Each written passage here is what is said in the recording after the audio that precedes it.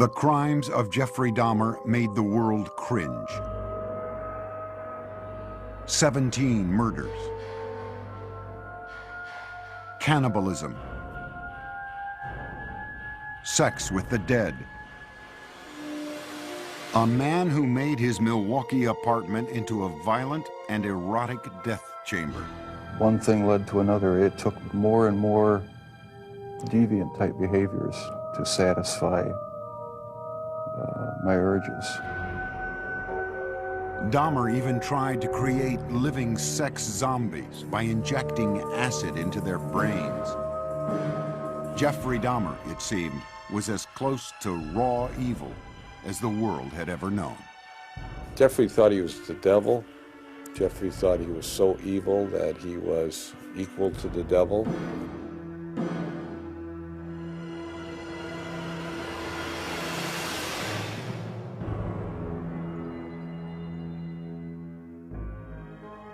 The first child of Joyce and Lionel Dahmer was born in Milwaukee, Wisconsin on May 21st, 1960, just before their first anniversary.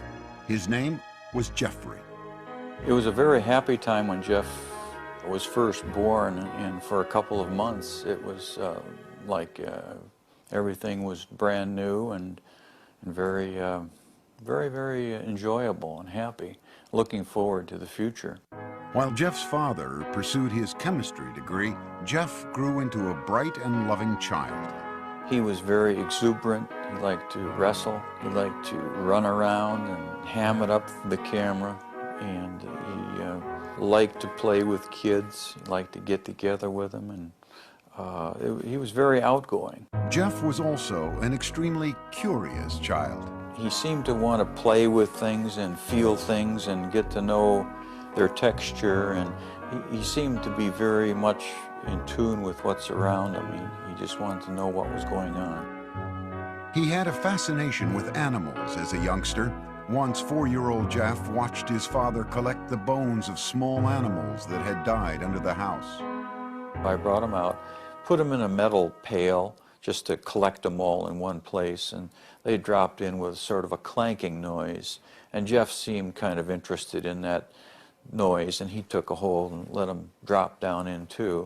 You know, in retrospect, everything looks grim and dark and sinister. You know, like, could that be the start of something evil? Well, I have to admit, it's simply just the curiosity of a child. Lionel finished his schooling with a PhD in chemistry.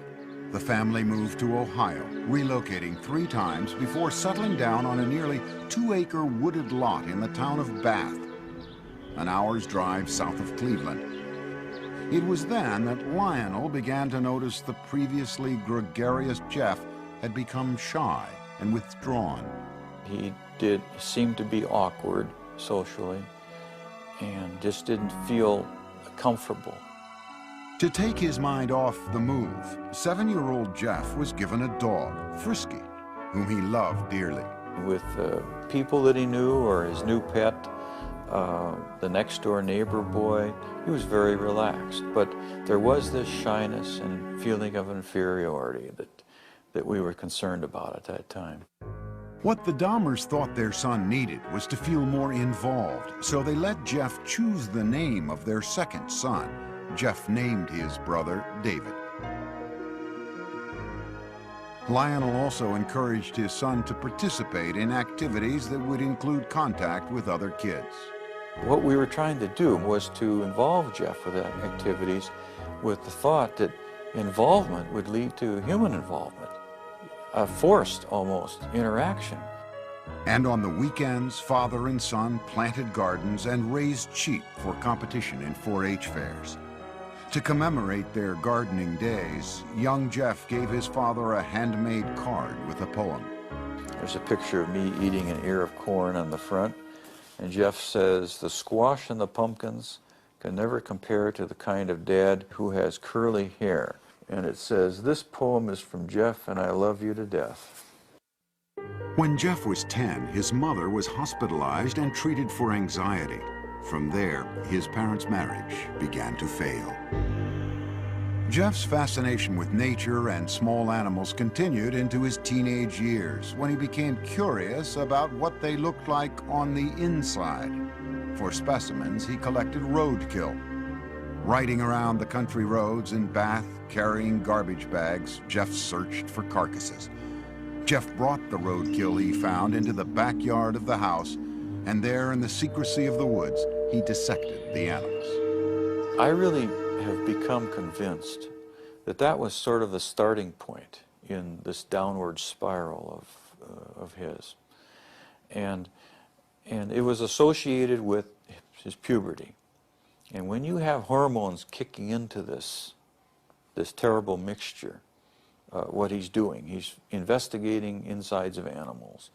And his sexuality was developing at the same time. Teenage Jeff was discovering that he felt sexually attracted only to men. But the thoughts of sex with men became interlocked with fantasies of killing another man and dismemberment. The fantasies excited him, but they were unspeakable. I think it was around age 14 or 15. Started having obsessive thoughts of violence intermingled with sex. And it just got worse and worse. I didn't know how to tell anyone about it, so I didn't. I just kept it all inside. The fantasies included lying next to an unconscious man. For the first time, Jeff's fantasies crossed the line from his mind into action. He devised a plan. He would knock out a local jogger with a bat and lie next to him. On the day he opted to wait for his victim, the jogger didn't run by. He never attempted the clubbing a second time. As he entered high school, his sexual fantasies traumatized him. To escape, he began drinking. On the way to classes in the morning, he would fill up a cup with hard liquor at a friend's house. And I remember sitting next to him in a first period, I believe, history class, and he had a styrofoam cup of scotch, I believe it was scotch. I remember saying, "Jeff, what is that?" And he threw his head back and he shook it and he said, "It's my medicine." But clearly he was getting drunk at 8 o'clock in the morning. At home, Jeff was watching his parents' marriage dissolve. When their bickering escalated to open fighting, he retreated to the forested backyard, slapping tree trunks with sticks. I'd leave the house, go out in the woods and sulk, brooding, wondering why they had to have such a rough relationship. He remained aloof with few interests and no close friendships, but he still seemed to have a sense of humor. On the high school tennis team, Jeff spent most of his time goofing around rather than playing a serious game. But more often than not, the jokes were at Jeff's expense. He gained a reputation as the class clown. Acting out in a bizarre or unexpected manner became known at his school as, quote, doing a Dahmer. All of a sudden you'd be walking down the hall and you'd hear someone yelling and hollering and running through the hallway, and it's Jeff Dahmer in the middle of the day, running, flapping his arms, yelling, hurricane drill, everybody hide. At one point, Jeff collected money from classmates in exchange for a show at the mall. And a woman is handing out samples of sunflower seeds, and Jeff is taking one and then another and being very polite like he always was, and then just spits them out all over the place and starts yelling at the top of his lungs, "I'm allergic, I'm allergic, I'm allergic," and runs away. During his junior year, Jeff went along on a school-sponsored trip to Washington, D.C. And Jeff said, "I have an idea, let's go see the vice president." And we sort of all laughed and said, "Yes, sure, the vice president." Jeff went to a payphone. When he returned, he announced that they would be seen in the office of Vice President Walter Mondale in 2 hours. He had explained that we were high school students from Ohio working on our school newspaper, and we were in town for a week, and could we come and talk to someone in the vice president's office? His slick talking worked. Dahmer had gotten his classmates inside the executive office building to meet with Mondale. In the classroom, Jeff was something of a model student. Very polite to adults, dressed very nice, very respectful to teachers. Did his work. He could be an A student if he wanted to. Other times he would fail a class because he had no interest. He could be very polite with very good manners. Yes, sir. No, sir, when he spoke with teachers. He was perfecting his ability to fool authority figures. But as time went on, Jeff became less interested in his performance at school. No one really knew what was going on in his mind. He didn't open up to anybody. He didn't have any close friends. And he had really slipped away from his social life the older we got in high school. At the school near Bath, Ohio, Jeffrey remained an alcoholic outcast. His behavior was the subject of mockery from other students. I don't think he connected, he didn't engage with people. So if you don't engage with people, then you give and take of conversation and feelings, then you end up internalizing a lot. You fantasize a lot. And then the next step is to think that some of those fantasies may be real. A step Jeff was ready to make. He would kill his first victim just after high school graduation. For Jeffrey Dahmer, the summer of 1978 started with high school graduation. It would be downhill from there.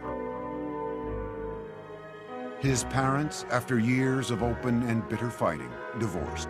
Jeffrey's father, Lionel, moved out of the family house in Bath, Ohio, and into this nearby motel. Unbeknownst to Lionel, Jeff's mother took younger brother David and moved to Wisconsin.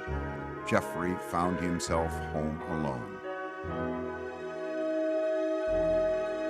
Jeffrey was 18, and like most teens his age, he had active sexual fantasies. But Jeffrey's deviated from the norm to include thoughts of killing his lover. Now the isolation of the empty family home gave him the opportunity to act out those fantasies. Just weeks after graduation, Jeffrey picked up a hitchhiker along the road. It was 18-year-old Stephen Hicks. I wish I just kept on going, but I didn't. Turned around, picked him up, and that's when the nightmare became a reality. Jeffrey invited Hicks back to the house. They drank beers and spent a couple of hours just hanging out. Then Hicks said he had to go, but Jeffrey didn't want to be alone. He attacked Hicks, knocking him out with a barbell, and then he strangled him. Dahmer had fulfilled his fantasy, but he was lucid enough to know that he had committed a murder. He quickly began to hide the evidence. He dismembered Hicks' body with a knife, a skill he had practiced as a younger teen with roadkill. He put the pieces into trash bags and loaded them into his car in the middle of the night. He was heading for a dump site when he was pulled over by the police for drifting across the center line. The officers asked Jeff what was in the bags and why he was out so late. Jeff was trapped for the first time, but he was ready with a lie. He coolly told the cops he was troubled by his parents' divorce and couldn't sleep, so he thought a trip to the dump would take his mind off things. The police let him go with a ticket. Jeff returned home, racked with guilt over the murder. He stashed the bones of Stephen Hicks under the house for 2 weeks. Then he smashed them to bits with a sledgehammer. Behind the house, Jeff spun in a circle, tossing the fragments among the leaves and brush.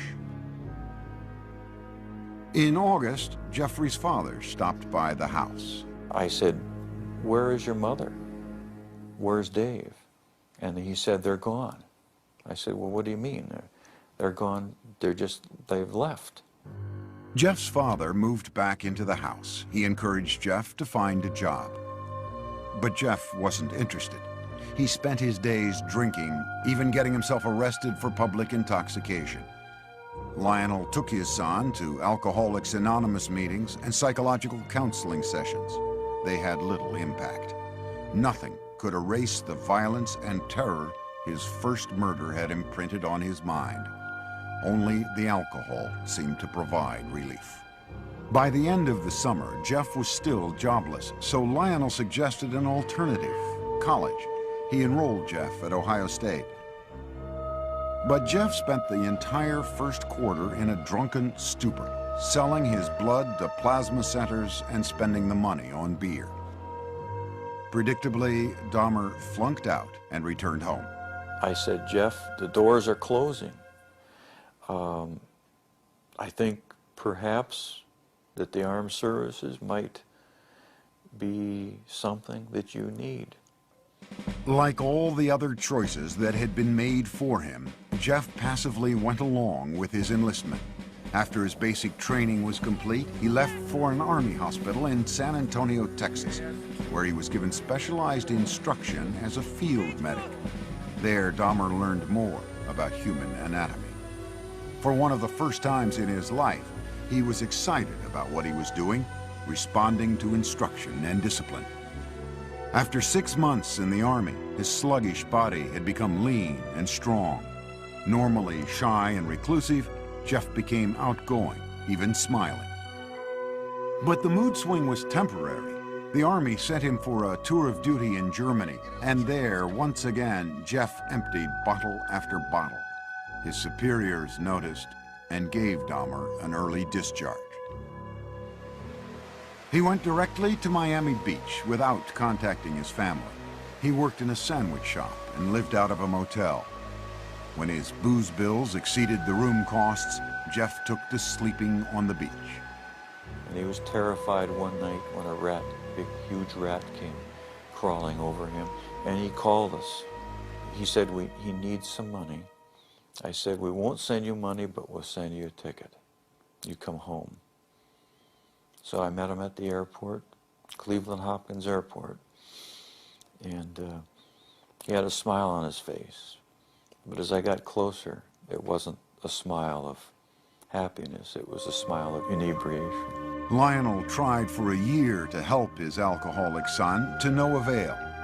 Jeff was sent to stay with his father's mother near Milwaukee. There, he seemed to find some stability at last, making a concentrated effort to turn his life around. He stopped drinking, went to church with his grandmother, and he fought what he believed were immoral homosexual urges, which eventually led to his inescapable fantasies about murder. Dahmer even found jobs, first at a blood bank and then working nights as a chocolate mixer in a candy factory. But the lifestyle of church-going and right living, as he called it, didn't last. After 3 quiet years in his grandmother's home, Jeff came face to face with his fears. At the library, a man handed him a note offering sexual favors. Dahmer declined, but he would later say the note was a turning point. It awakened sexual desires deep inside him. Specifically, he wanted the submissive company of another male. He wanted someone to fulfill his sexual needs, but he didn't want to be burdened by anyone else's needs. Jeffrey started with a perfectly submissive partner. He stole a store window mannequin. He kept the plastic man in his closet, bringing it out to masturbate onto until his grandmother found it and insisted he get rid of it. On his free nights, Jeffrey began exploring gay life in Milwaukee, browsing through porn shops and going to bathhouses. The bath clubs catered mostly to men seeking anonymous sex. To make his partners there submissive, Jeffrey gave them drinks laced with sleeping pills. When they fell unconscious, he would lie down next to them, listening to the sounds of their bodies, their heartbeats, their stomachs. But the drugging experiments ended when one man overdosed and spent a week in the hospital. Jeff was asked never to return to the club. But he then discovered the gay bars and discos of Milwaukee. These would become the killer's favorite hunting grounds.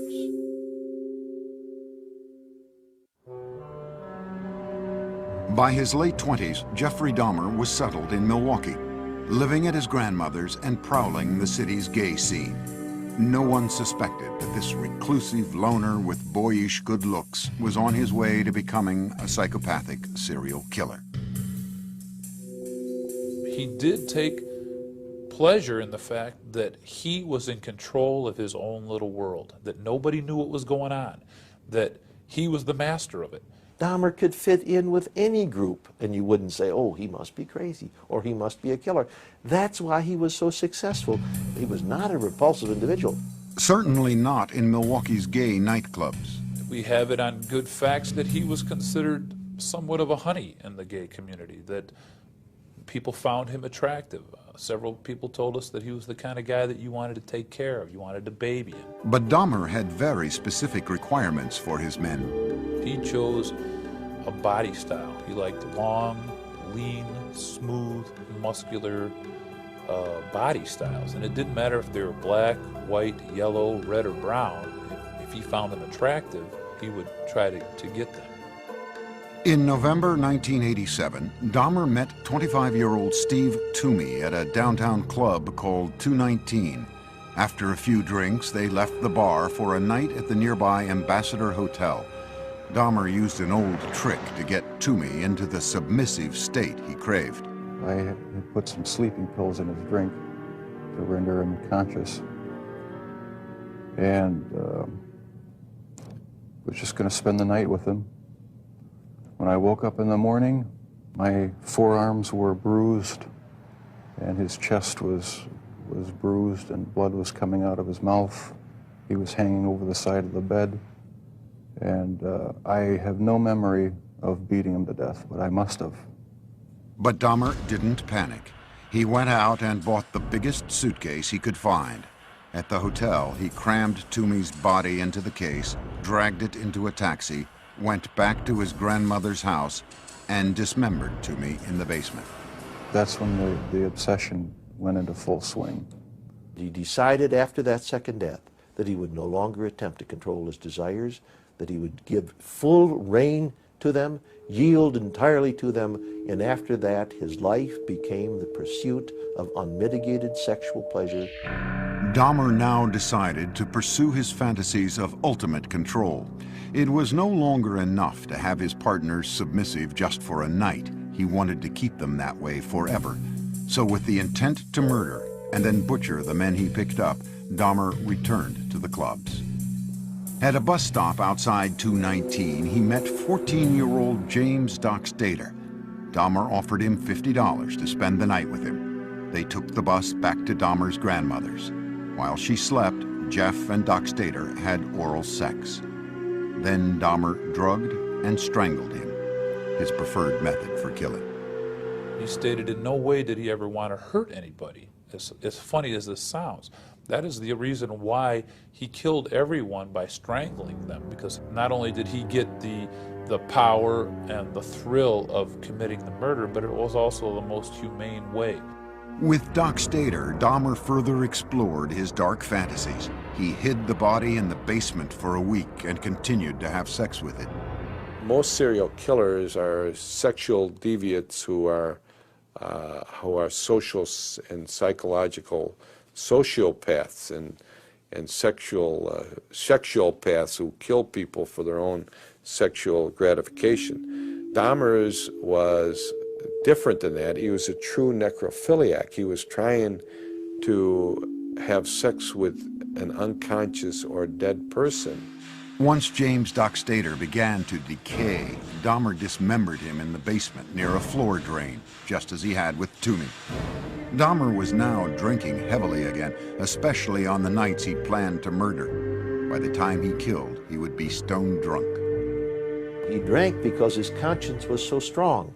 This isn't a man that didn't know the difference of right from wrong. 2 months after killing Doc Stater, Dahmer picked up 21-year-old Richard Guerrero from a Milwaukee bar, again offering him money to spend the night.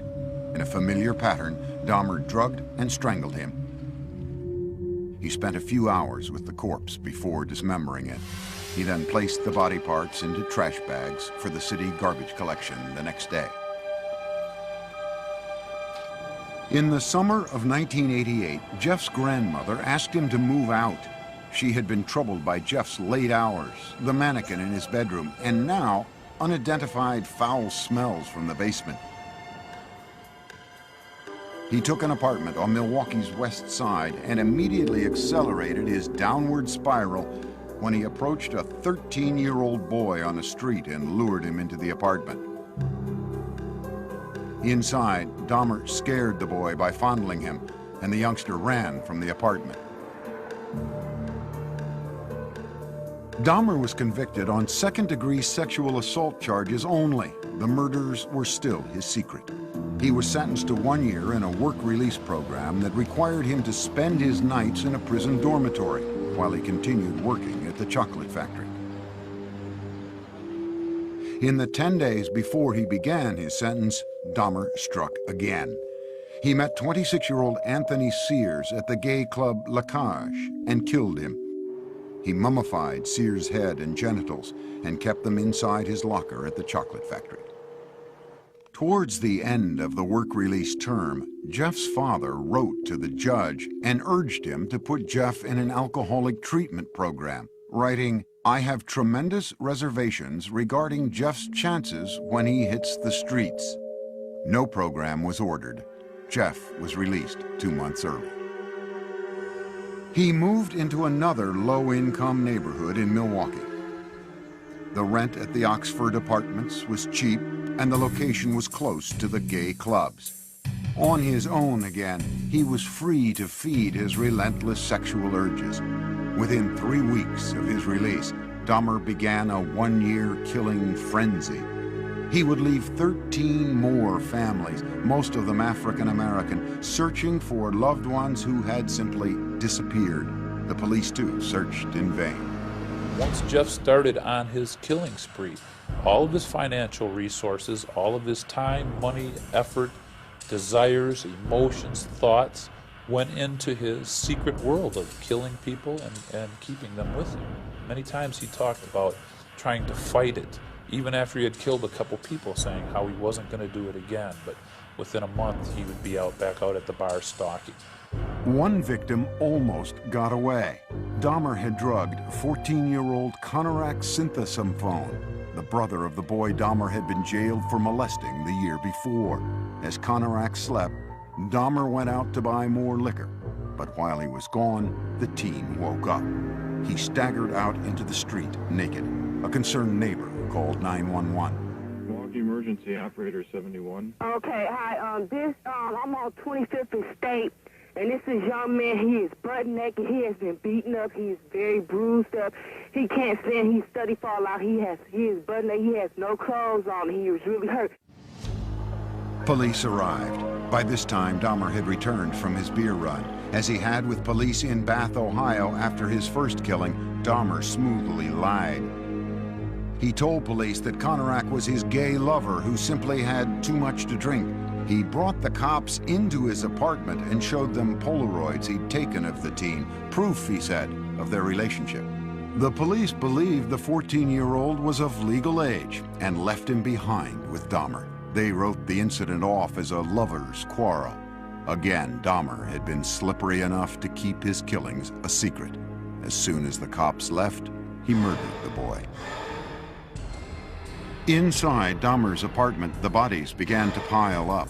So he bought a 57-gallon drum and filled it with a powerful acid to dissolve the dismembered limbs and torsos.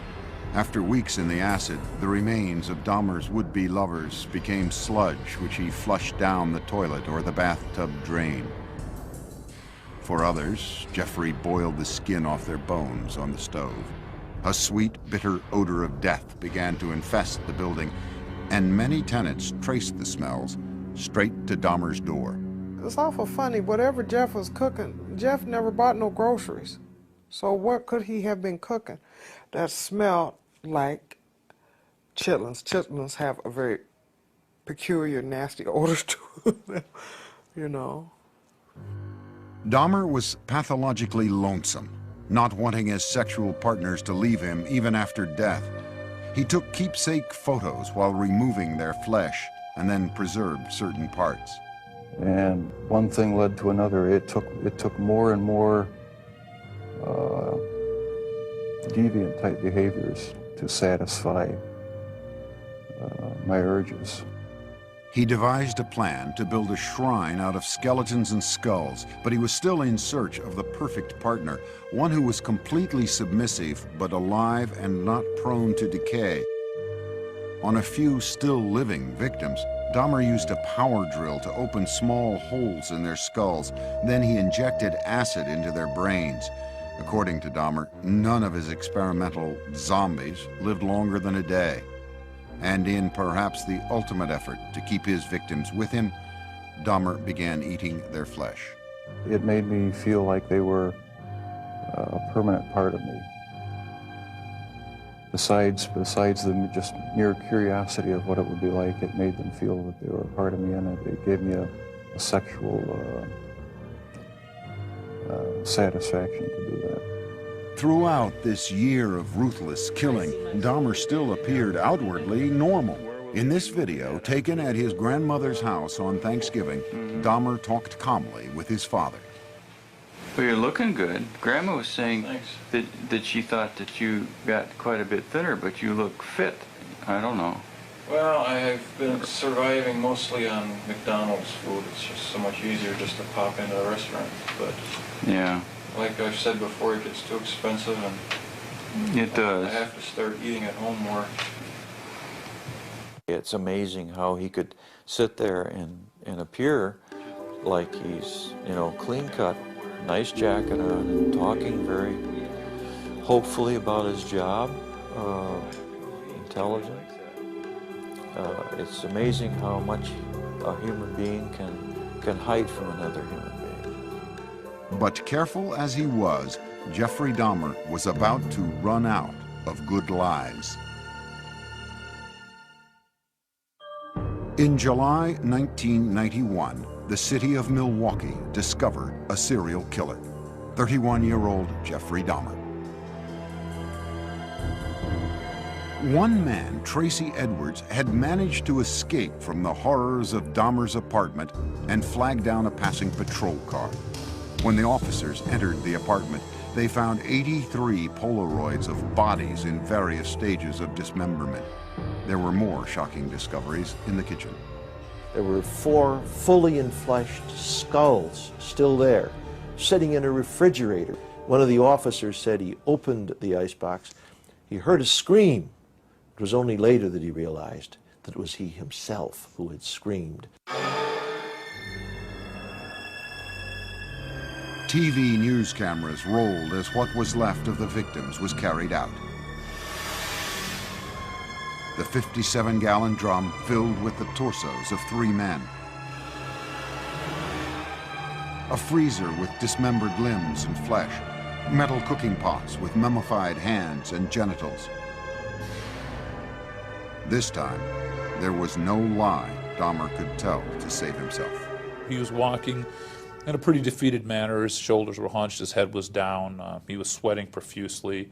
He kind of had a faint, kind of a whining, like a baby crying noise about him.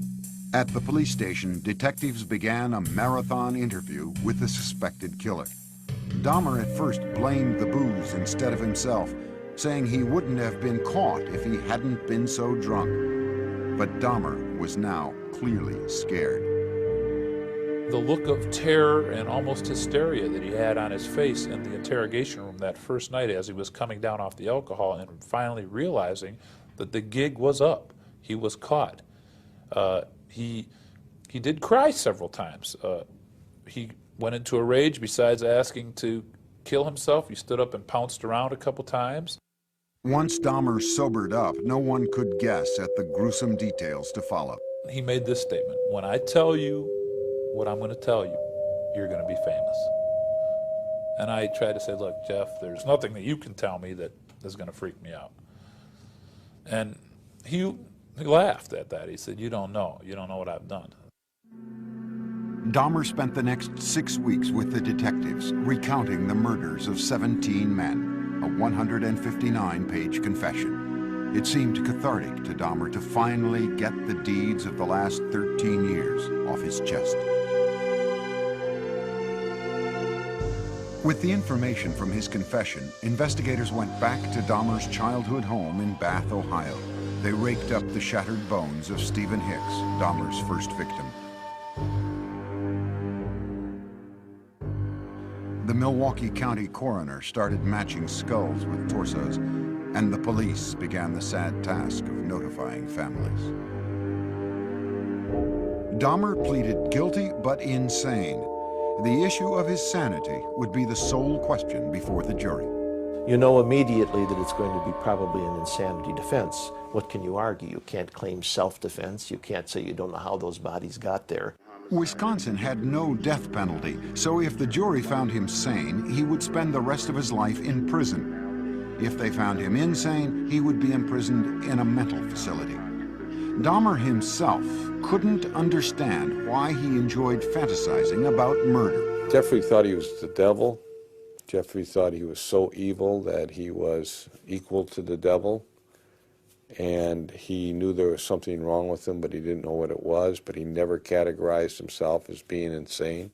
The man who entered the Milwaukee County courtroom in January 1992 appeared completely normal until the words of his confession were read in court by Lieutenant Dennis Murphy. He related this was a person he really liked. He indicated that he had filleted his heart and kept it in the freezer, and he also kept his bicep. He indicated that he had eaten the thigh muscle of this subject, but it was so tough he could hardly chew it. He then purchased a meat tenderizer and used it on the bicep. Dahmer's father, Lionel, sat in the courtroom beside his second wife, Sherry, stunned by what he heard. No one softened the blow for us. No one told us, no one prepared us with any of these details. How could this be? How could I have not known about it? Dahmer's crimes seemed to be devastating proof of insanity. What else could explain the actions of a man who had sex with the dead, dismembered their bodies, preserved their skulls, and ate their flesh, all for sexual gratification? But the law has a very strict interpretation of insanity. Dahmer's defense team had to prove two things. One, that he indeed suffered from a mental disease, and that it kept him from knowing right from wrong. Necrophilia, a compulsion to have sex with the dead, is recognized as a sexual disorder, but it does not make one legally insane. He argued that the necrophilic drive was such that he could not control it. But we don't accept that in the United States as a defense, no more than we accept a pedophilic drive of the man who wants to have sex with children. Ladies and gentlemen of the jury, I understand you have arrived at verdicts in this manner. In a 10-2 decision, the jury found Jeffrey Dahmer legally sane. Some relatives of Dahmer's victims sat quietly in court, others cried. Prior to his sentencing, they were allowed to express themselves before the judge. Jeffrey, I hate you! I hate you! Jeffrey's out of control! Don't Jeffrey, I'll kill you! I'll get me, motherfucker! I What's your name, fast? Once order was restored, Dahmer spoke publicly for the first time. I feel so bad for what I did to those poor families, and I understand their rightful hate. I have seen their tears, and if I could give my life right now to bring their loved ones back, I would do it. I am so very sorry. Many questioned the emotional depth of Dahmer's apology, whether a man who killed so routinely had the conscience to feel remorse. The judge sentenced Dahmer to a 937-year prison term, but it would last only a few tormented years.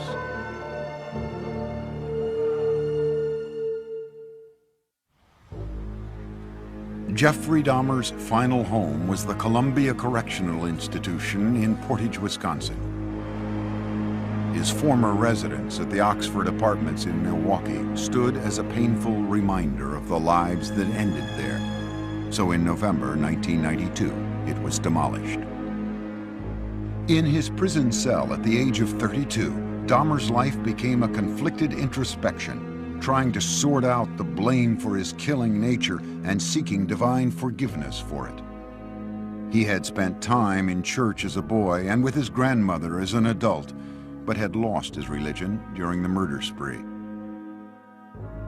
Dahmer placed the blame for the murders on his atheistic beliefs and the theory of evolution.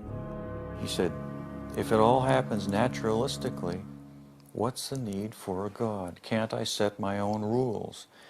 Who owns me? I own myself.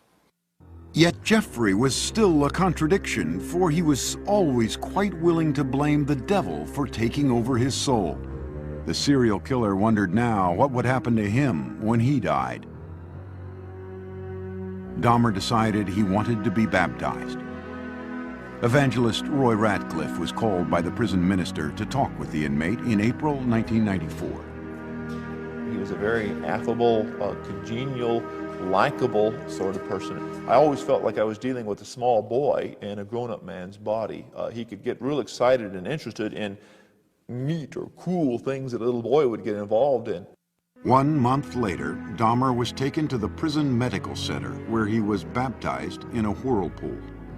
On the way, we walked by other prisoners who were coming by with mops and brooms and various cleaning devices, and they looked up and the only one they saw whom they recognized was Jeff, and so they called out in a very friendly, banter, "Hey, JD, how's it going?" And he called back, "I'm going to be baptized, this is great." Dahmer appeared to be making a remarkable transformation in prison. He would ask questions. He would say, but wait, what about this? What about that? So uncharacteristic of the earlier years. Go back to senior year in high school, you wouldn't get any of that. He was so interactive and so concerned about our welfare. He was reaching out. He was rehumanizing. But those dark, haunted fantasies remained with Dahmer. I'll probably have to live with it for the rest of my life. I wish it would go away. I wish there was some way to completely get rid of the compulsive thoughts, the feelings.